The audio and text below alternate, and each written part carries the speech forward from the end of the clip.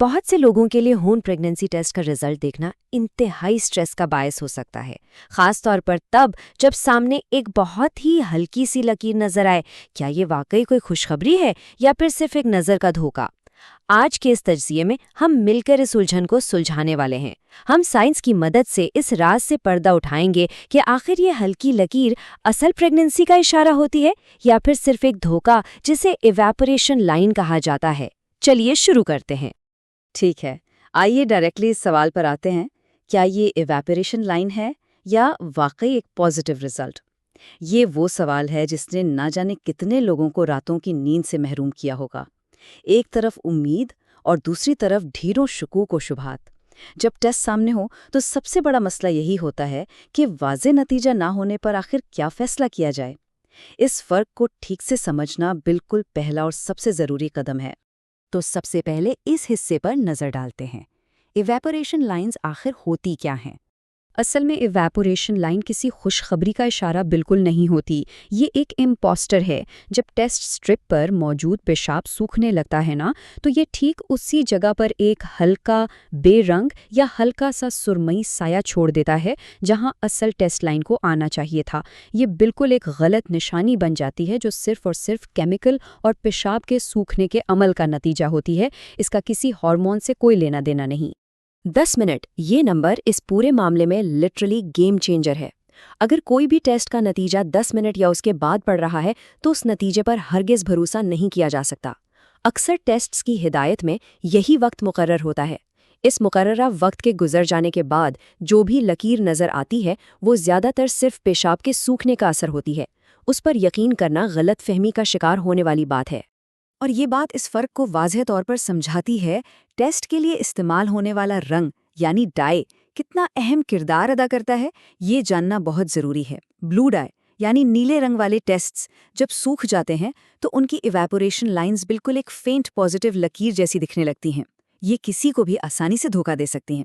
اس کے برعکس پنک ڈائی یعنی گلابی رنگ والی ٹیسٹس کا استعمال تھوڑا آسان ہوتا ہے، کیونکہ ان میں اس دھوکے کو پہچاننا اور ایک اصل لکیر اور ایواپوریشن لائن کے درمیان فرق کرنا کافی واضح اور آسان ہو جاتا ہے۔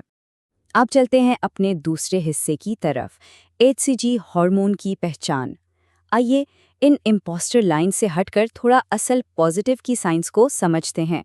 HCG، جس کا لمبا نام ہیومن کوریونک گوناڈوٹروپن ہے، یہ وہ مخصوص ہارمون ہے جو جسم میں صرف اس وقت بننا شروع ہوتا ہے جب ایک فرٹیلائزڈ انڈا بچہ دانی میں کامیابی سے ٹھہر جاتا ہے۔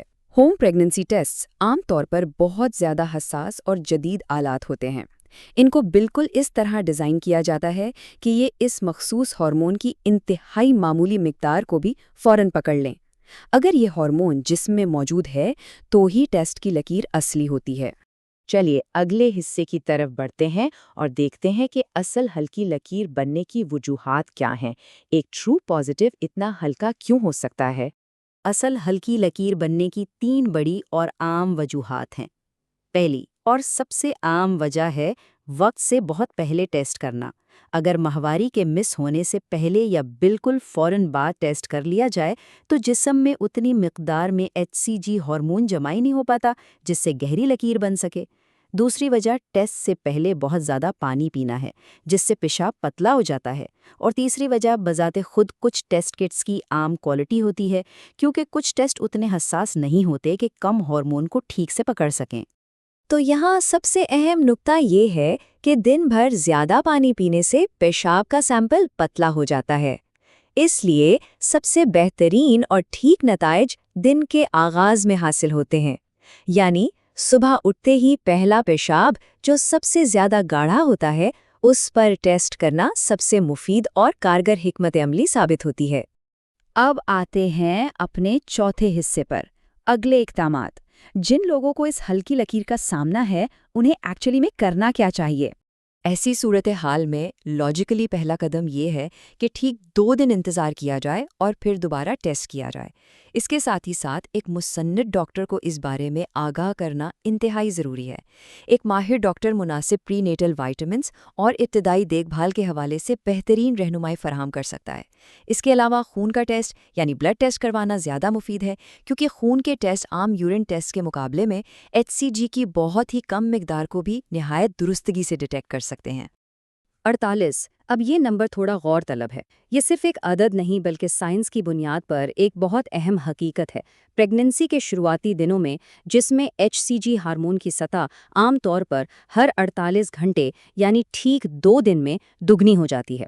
یہی وہ اصل طبی وجہ ہے جس کی بنا پر 2 دن کا وقفہ دے کر دوبارہ ٹیسٹ کرنے کا مشورہ دیا جاتا ہے، تاکہ دیکھا جا سکے کہ لکیر مزید گہرائی پکڑتی ہے یا نہیں۔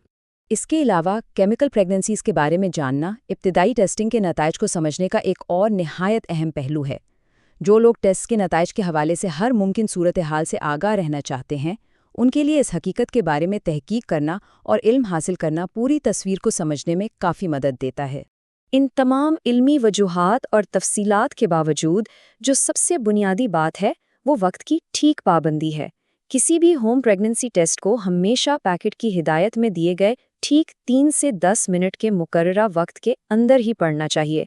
یہ اصول لٹرلی اتنا ضروری ہے کہ اسے بالکل سختی سے اپنانا چاہیے تاکہ کسی قسم کی غلط فہمی کی گنجائش ہی نہ رہے۔ اب ایک آخری سوال پر ہم آج کے اس دلچسپ تجزیے کو اپنے انجام تک پہنچاتے ہیں۔ جس تیزی سے ریپروڈکٹیو ہیلتھ اور ٹیسٹنگ ٹیکنالوجی آگے بڑھ رہی ہیں، تو کیا مستقبل میں ٹیسٹ کی ان ہلکی لکیروں اور ان سے جڑی ذہنی آزمائش ہمیشہ کے لیے ماضی کا قصہ بن جائیں گی؟ یہ ایک نہایت اہم اور دلچسپ سوال ہے جو واقعی ہمیں ٹیسٹنگز کے واضح اور آسان مستقبل کے بارے میں سوچنے پر مجبور کرتا ہے۔